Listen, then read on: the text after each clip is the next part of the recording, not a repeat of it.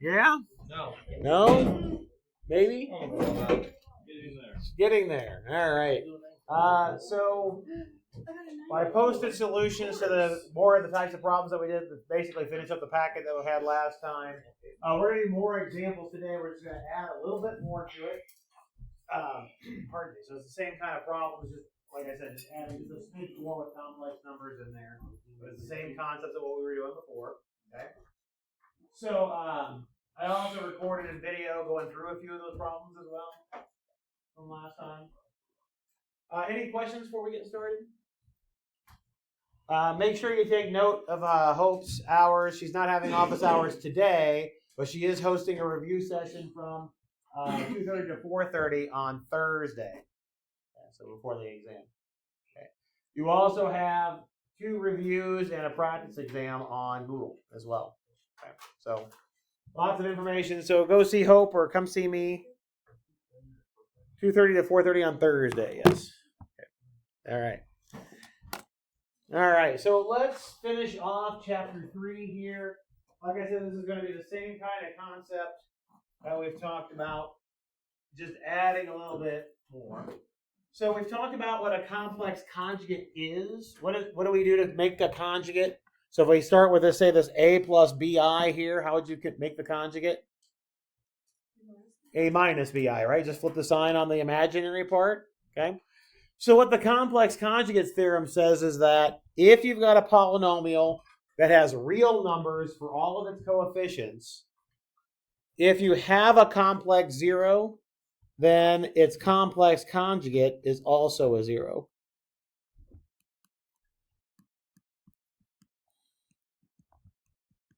Okay? So that's what the complex conjugates theorem says. That, say, for example, notice in this first example we have here, I'm telling you that we have a polynomial with zeros -1 and 1 plus I. But even if I didn't tell you that 1 minus I was also a 0, it would have to be, because that's the conjugate of 1 plus I. Okay. All right. So let's do this example real quick. It says, construct a 3rd degree polynomial with these 3 zeros. Let's do that part first, and then we'll worry about the second part. Since -1 is a 0, what has to be a factor? X plus 1? Right? Because x minus the number has to be a 0. The same thing is true for complex zeros. So since 1 plus I is a 0, x minus 1 plus I has to be a factor. Okay. If you have a 0, x minus that number has to be a factor. So what's the third factor have to be? Good.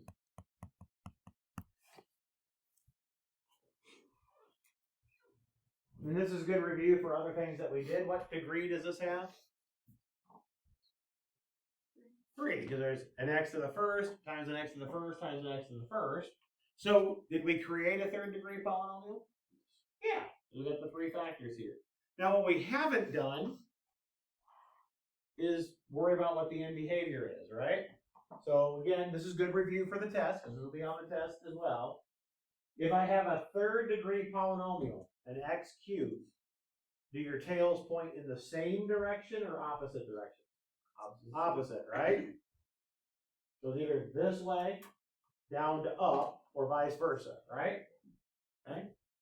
Which one does this one want you to do? This says as x goes to infinity, f of x goes to -infinity.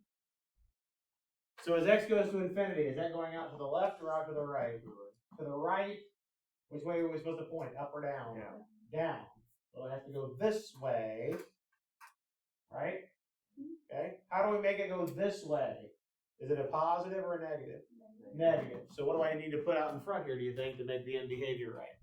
A negative sign. Good. Okay. Main reason why this example was on there is so I could review those things with you for the exam. Whoa. It's crazy. It's like I prepare for class. Now, some days my performance may not indicate that I prepare for class, but I promise I do. Okay. Is that okay? So again, let's go through the steps. How did we create each of these factors? We were given the zeros. So remember, what corresponds to the zeros? I have a 0, x minus that number is there, right? So this is x minus a minus 1. We just flipped the signs, correct? But we did the exact same thing for the other two. X minus that 0. Make sure you put parentheses around it because it needs to be minus the whole thing. And then the same thing here. Is that okay? All right, let's look at the next one because the next one really illustrates our complex conjugates theorem. Find a polynomial with real coefficients of lowest degree that has those two zeros. Now, from what I just told you about the complex conjugates theorem, if 6 minus 2i is a 0, what else has to be a 0? 6 plus 2i, right? Over here, since negative 3 plus I is a 0, what else has to be a 0? Negative 3 minus I. Good. Right? When it flips, we only worry about flipping the sign on the imaginary part, right? So those two are also zeros. So now let's create our polynomial. Tell me the factors. How many factors are we going to have? 4, because we have 4 zeros, right? Tell me one of them.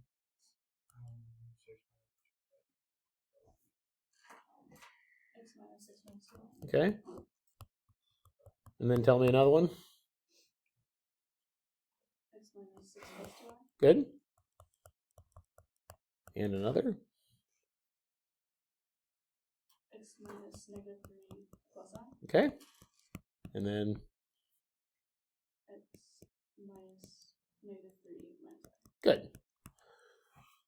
Remember again, factors and zeros go hand in hand, right?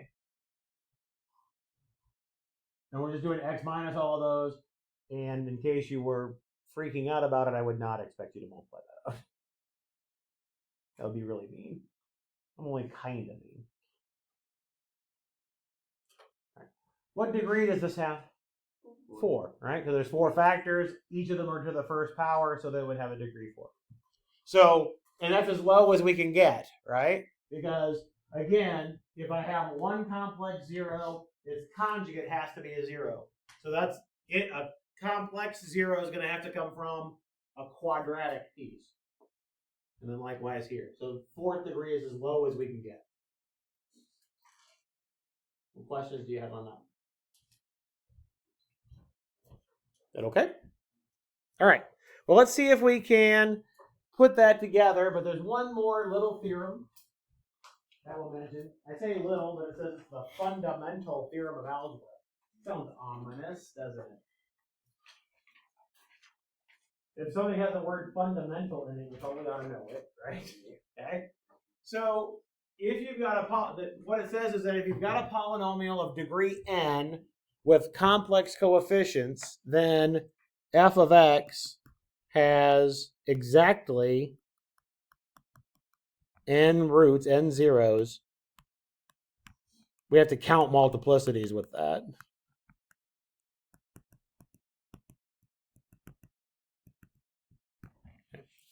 So if you've got a polynomial of degree n, we can find n zeros. And that kind of makes sense if you think about graphically. If you think about how the graphs of different things look, they may not cross the x-axis. But if you think about pictures, what does a quadratic look like again? If you have an x squared term, what does it look like? So a parabola, right? If it crosses the x-axis, what does it do? It goes down and comes back up again, doesn't it? How many times did it cross the x-axis? Twice. What was the degree? 2, right? Okay. If you have a cubic polynomial, it goes maybe up and down and back up again. How many times did it cross the x-axis?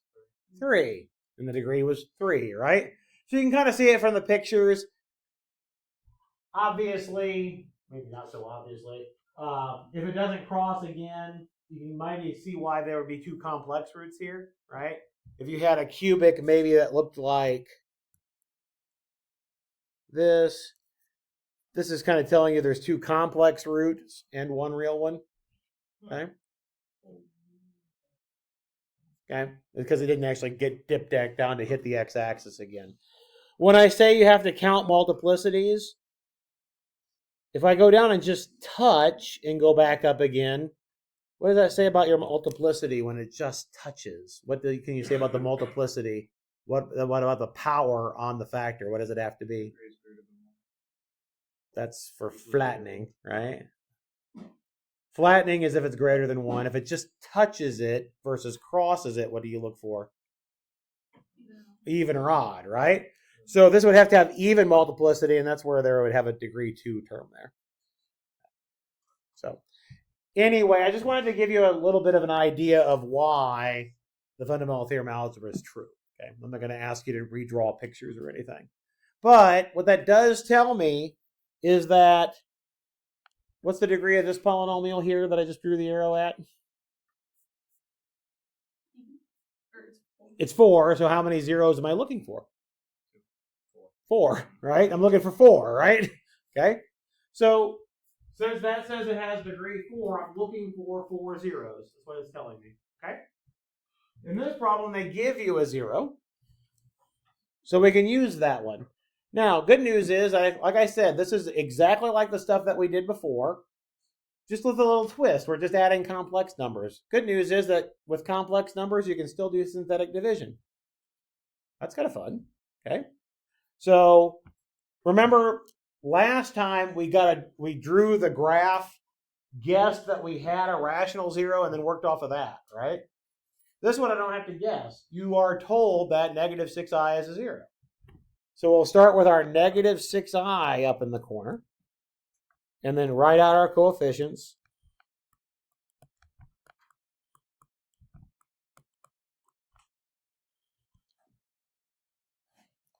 What do we do first for synthetic division? Drop the 1 and then multiply. That multiplication is easy, right? 1 times negative 6i is just the negative 6i. What do we do next? Add. Now, I have a negative 6, that's a real part, and a negative 6i, that's an imaginary part. Do those combine? No. Okay, so best I can do is negative 6 minus 6i. That's the best I can do, right? Okay. Now, again, I have to take this negative 6i and multiply it times this thing, right? It might help to do that off to the side.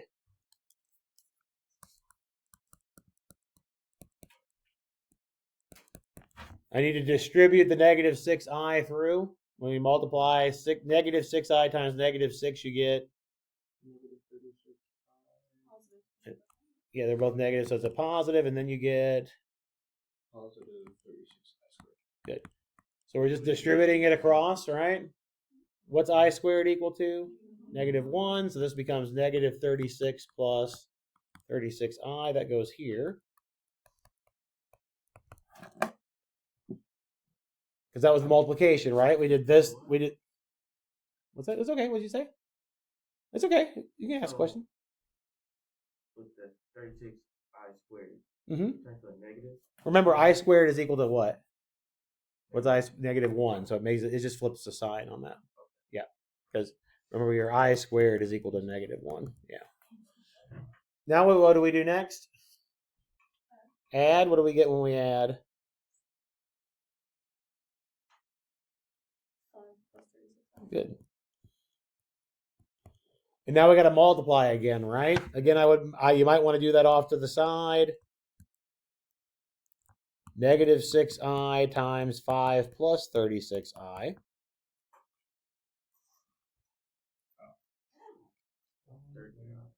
Negative 30i.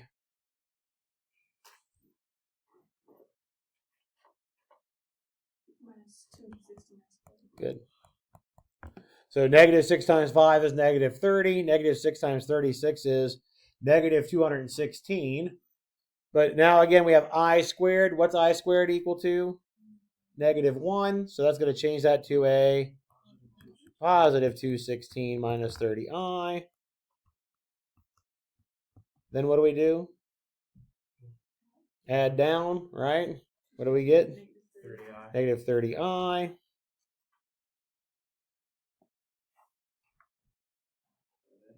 Multiply it again. What better and equal, by the way? We know that this is a 0. So what are we supposed to get down at the bottom? 0 when we're done, right? So what better that answer be? Negative 180. So check to see it's negative 180. Negative 6 times negative 30 is positive 180. I times I is I squared. We really do get negative 180, and so we get 0. Okay? We agree? Yes. Okay. Now, we started with degree 4. So these are coefficients for a degree what polynomial? 3. What did I tell you last time that we need to get down to? Degree, what do we always try to get down to? Degree 2, right? So then we use quadratic formula. At worst, we can always use quadratic formula, right? Okay. So I need one more root. This is where the complex conjugates theorem comes in. Negative 6i is a 0. Positive 6i has to be a 0. So now I'll go through with positive 6i. Okay.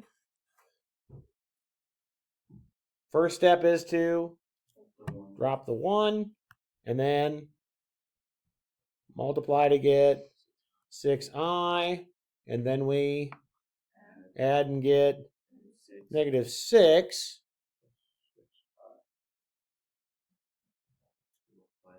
Multiply that and get negative 36i. Add and get 5. Multiply and get 30i, and add and get 0. Now notice what happened. Something nice happened, didn't it? All the i's went away. Exactly. This should happen every single time. If you run a complex 0 through and then run its conjugate through, what you end up with should have absolutely no i's in it. If it has i's in it, you've done something wrong. Okay? You've made an arithmetic error somewhere, which is easy to do. Okay? But this should always, always, always happen. When you run a complex 0 through and then its conjugate, you should get no i's left in the answer. So you can multiply real and imaginary numbers, but you can't add them. Correct. You can't add them together because they're not like terms, essentially, right? So it's like when you take a 2 times a 3x, I can multiply the 2 and the 3 together. It's the same kind of concept. I can multiply them together, but I can't add them together because they're not like terms, essentially. Again, we started with a 4th degree polynomial. We've done synthetic division twice, so these are the coefficients for a quadratic, right? So right now we have f of x is equal to, since negative 6i is a 0, we have x plus 6i as a factor. And we have x minus 6i as a factor. What's the third factor so far? Oh, I squeaked. What's the third factor so far? X.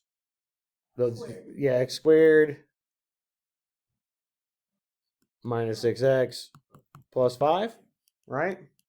That's the factoring so far, isn't it? Yeah. Now we can use quadratic formula to figure out the other ones, but this one I think factors pretty nicely, doesn't it? What does it factor as? Oops.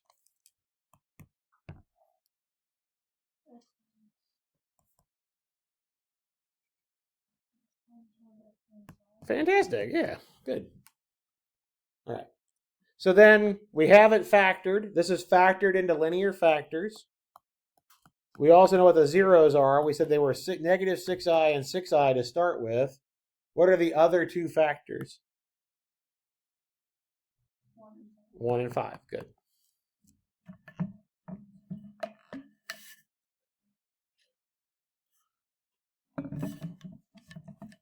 So notice the process that we used here.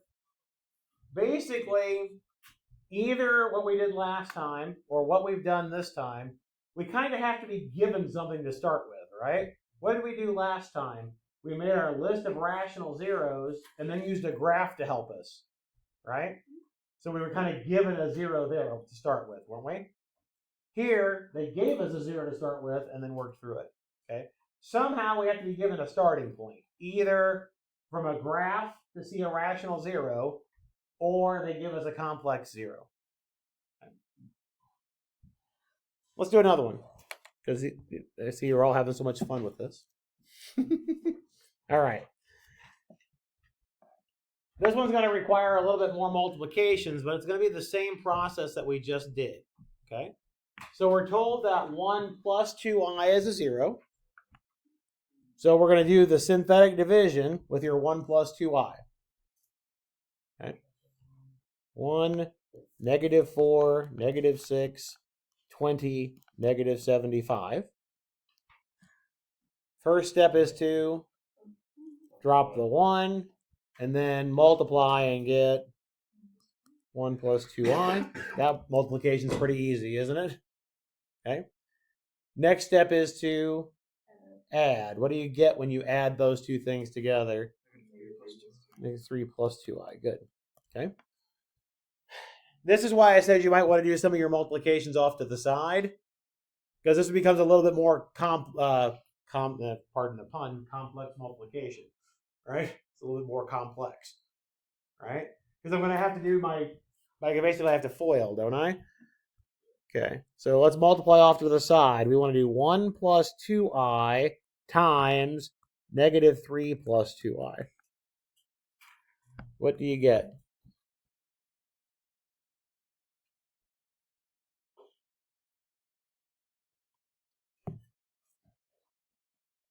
Negative 7 minus 4i.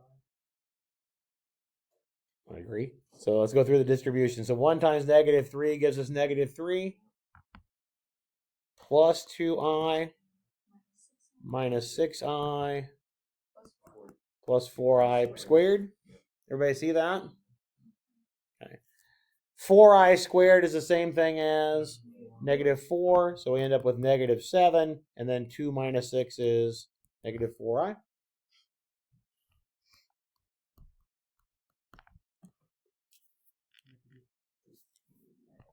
Negative 13 minus 4i. You see why I say you might want to write this off to the side for the side work as opposed to trying to multiply it in your head or somewhere else, right? What are we going to multiply together? Yes, I'm sorry. Where the negative 7 come from? Yeah. So remember, I squared is equal to negative 1. So I get, this is negative 4 and then a negative 3 put together. Yep. It's easy to lose track of where things are. Absolutely. Yep. What are we multiplying together in this next step? Good. Well, yeah, the 1 plus 2i and the negative 13 minus 4i. What do we get when we distribute it? 5 minus 3. Okay. So, Oh, yeah, you're fine. Negative 13 Okay. minus 4i minus 26i minus 8i squared. Good. Are we okay with the distribution there? That part should look like foiling, right? Stuff you've done before. The only real new part is what? What does this become? Positive 8, right? That becomes positive 8 minus 13 gives you negative 5 minus 30i.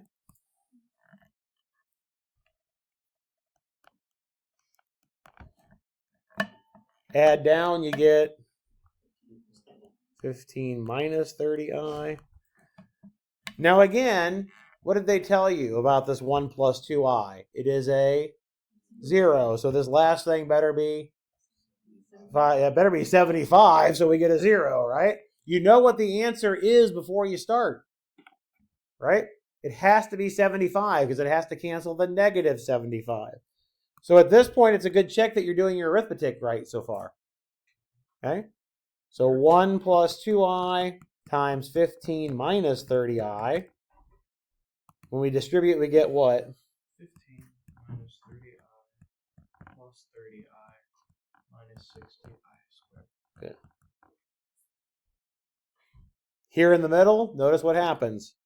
The i's cancel. I squared is negative 1, so we get 15 plus 60. We really do get the 75. So we get 0. Well, good.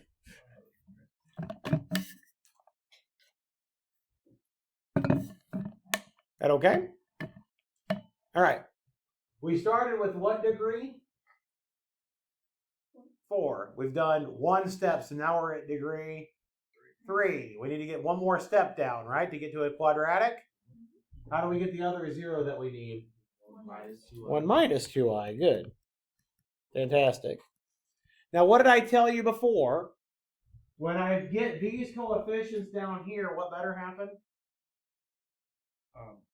There better be no eyes. There better be no eyes. Good, right? You better be blinded. No eyes. Ha ha ha. Woo. Sorry. Okay. Right? If you do, again, it's important because it's a good check that you're doing the problem right. If you run a complex 0 through and then run the conjugate through, there can't be any eyes at this step. Okay? If you get even a single eye, you've done something wrong. Go back and check your arithmetic. Okay? It's a very, very good check that you're doing the problem right. Okay? You don't get that a lot of times in math. You don't really get much feedback in the middle, do you? No. The feedback you get is you turn it in and then the professor writes red ink all over it. Right? That's not necessarily good feedback. Okay? But this gives you feedback as you're going. First step, we do what? Drop the 1 and then multiply. Do your eyes cancel? Yes. Bring down. What do you get when you add those 2 pieces together? -2, right? Yep. What do you get now when you multiply the -2 through?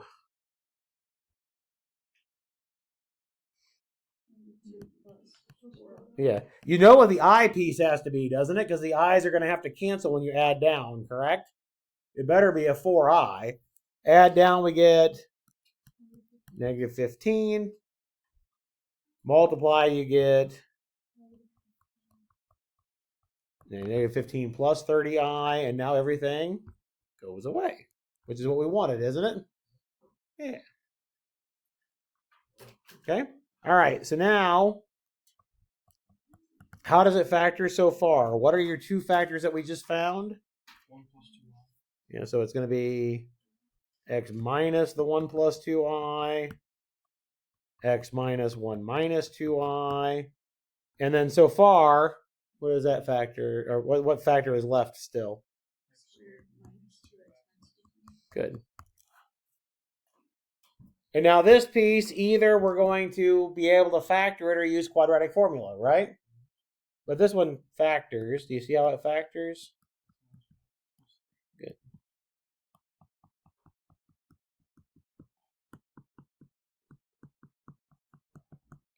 So again, we already found 2 of the zeros.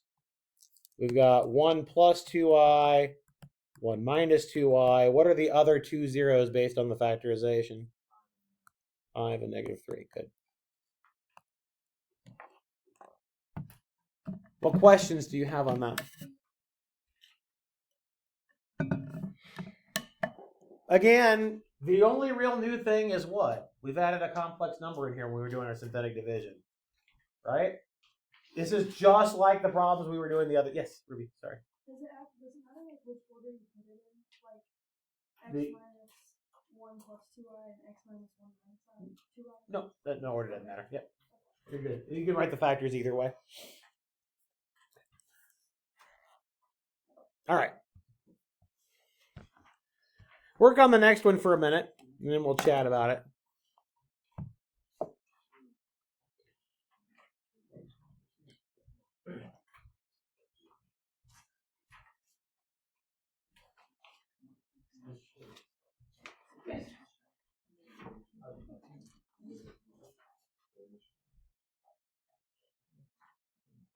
Come on, this one. Yep, you got it. Yep, sure do. Yep.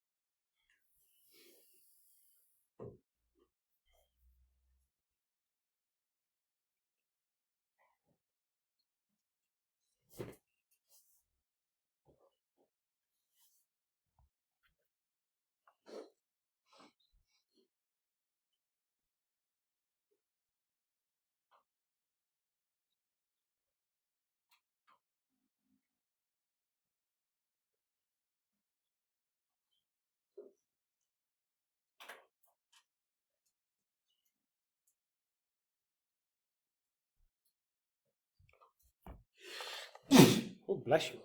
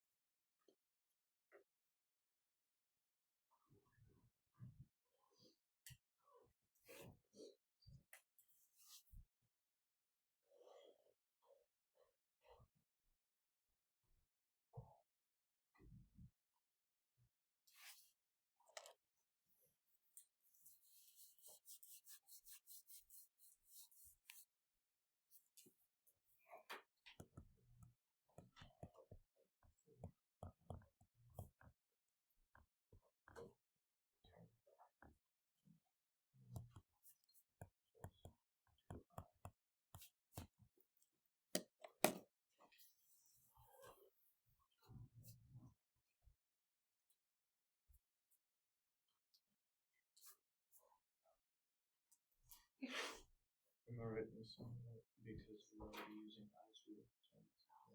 Yeah. Yep. Okay. Yeah, perfect.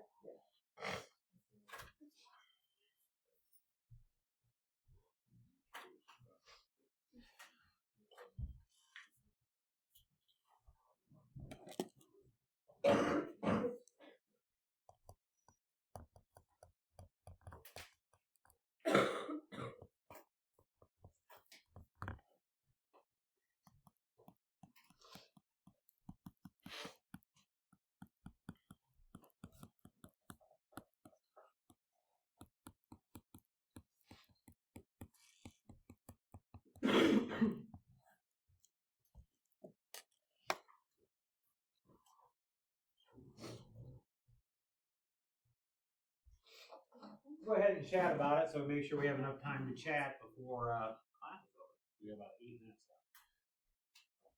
8.5 minutes left, whatever that is. All right, so we know that 2 plus I is a root. So again, we're going to run through the 2 plus I. So here we multiplied, we got the 2 plus I, that was pretty straightforward, and add down, we got the negative 4 plus I, right? So the next step is to take, I'll do this one off to the side, the 2 plus I times the negative 4 plus I, we get negative 8 plus 2I minus 4I plus I squared, all right? Your I squared is negative 1, so you add it to the negative 8, you get negative 9, and then you get minus the 2I. That's where that part's coming from. And then finish off across again. Again, you know at this point, you better get negative 25, right? Because again, they tell you that it is a 0, right? If these two right here don't cancel each other out, then you've done some arithmetic problem at the somewhere in the middle. Okay. Are we okay with this part right here? That's the first part. Everybody okay with that part? With that I just circled in red? Yeah, okay. All right. So then again, we started with the root 2 plus, the 0, 2 plus I. So we know what else is a 0? 2 minus I, right? So that's why we use the 2 minus I next. And then notice again what happens down here at the bottom. What has to happen here? The i's go away, right? Agree? Okay. So notice that happens. Bring down your 1, multiply to get your 2 minus I. Notice you got a plus I and a minus I. Those cancel. We just get a negative 2 when we add down. Right? Multiply by your 2 minus I again. You get negative 4 plus 2I. Those have opposite signs again. Those cancel. You just end up with positive 5. Finally, again, multiply. Both of those better cancel because, again, we need to get 0 at this step. All right? Okay. So again, now we've done this twice, didn't we? We started with a 4th degree polynomial. Slide it back up here. Started with 4th degree. Gone through twice. So these are the coefficients for a quadratic. So once we've done it twice, here is the x minus the first 0. Here is x minus the next 0. Right? These are your coefficients for this quadratic. Are we okay up to that point? Yeah? Okay. Now, unfortunately, that didn't factor for us, did it? Pretty quickly, you can tell it doesn't factor because the only things that multiply to 5 are 1 and 5, and you ain't getting 2 out of adding a 1 and a 5, no matter how you do it. Okay? All right. So that's when we go to bump over to the quadratic formula. That's what I did over here on the right. Set that factor equal to 0. Your b is negative 2. So we get positive 2 because we're with negative b. And then plus or minus b squared. Don't forget to square your negative on the b. Right? Especially if you're putting it in your calculator. Make sure you square the negative as well. Make sure that goes away. Minus 4 times a is 1. C is 5. All over 2 times 1. So underneath the square root, we get 4 minus 20, which gives you negative 16 at that point. The square root of a negative gets you what? The I, right? That's where the I comes from. Square root of 16 is 4.